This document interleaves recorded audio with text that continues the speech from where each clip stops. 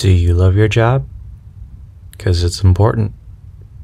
There are those truly fortunate few that find a certain fulfillment in what they do every day.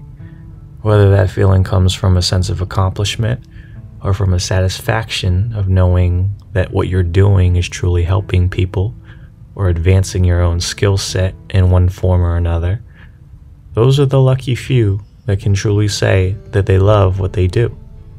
And that's a beautiful thing. But I would argue that for most of us, that isn't our reality.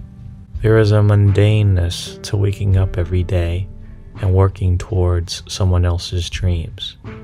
There's a feeling of limitation when you know that your earnings are capped, that your income is tied to how many hours you give up rather than how productive you are. It probably wasn't always this way. Maybe some of you found yourself at a company meant to be a pit stop in your career, but it evolved into a situation where you became comfortable, where you weren't willing to give up the stability because of whatever eventually ended up happening in your life. Or it could be the opposite. Maybe you mapped out your path early on in school or through learning a trade, but when you got there, it didn't end up being how you imagined it. Whatever we choose as our vehicle to provide for our families, generally, from the beginning of our journey to the end, it typically looks like 8 hours a day, 40 hours a week, for 40 years of our lives. That is a long time doing something that you genuinely don't enjoy. From the ages of 14 to 23, I waited tables while getting through school, primarily because of familiarity. It was routine to show up to a job that I knew, with coworkers that I knew, and though it would have served me better to get experience in another trade or to work towards internships that would have given me a more well-rounded resume and provided me more opportunities in my future, I stuck with waiting tables because it was comfortable.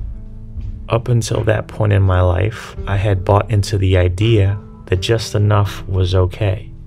I had envisioned that if I had got through college and got myself a $50,000 a year job, that I would be considered successful and that it would have been enough for me. That an extravagant lifestyle with luxuries were only reserved for the chosen few, and that it would be unrealistic to expect such things. When I was 23, done with school and working for a mortgage company, one of my managers introduced me to a multi-level marketing company. While I have issues with the business model itself, my experience with that industry changed my entire life. Because for the first time, I met an army of individuals that showed me a different perspective. Hundreds of thousands of people who had what I thought I had wanted, but weren't happy. Hundreds of thousands of husbands, wives, mothers, fathers, and young adults who wanted more for themselves and the people that they cared about. It was the first time that I realized that working for someone else and trading time for money wasn't the representation of success that I thought that it was. It was the first time in my life that I realized that 40 hours a week for 40 years of my life was not something I was willing to sacrifice. The first time that I realized that there had to be more to this than living Monday through Friday waiting for Saturday. Up until that point in my life, I had been satisfied with just enough. I had been okay with mediocrity and just getting by. I look back at it now and I get worked up because I'm mad at myself for being so selfish.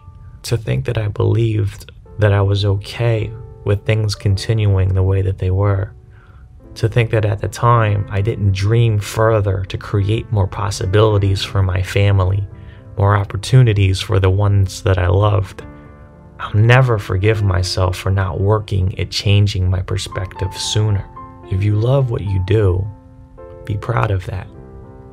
If you get out of it what you're looking for, be proud of that. But if you don't, hear me when I say that if you don't,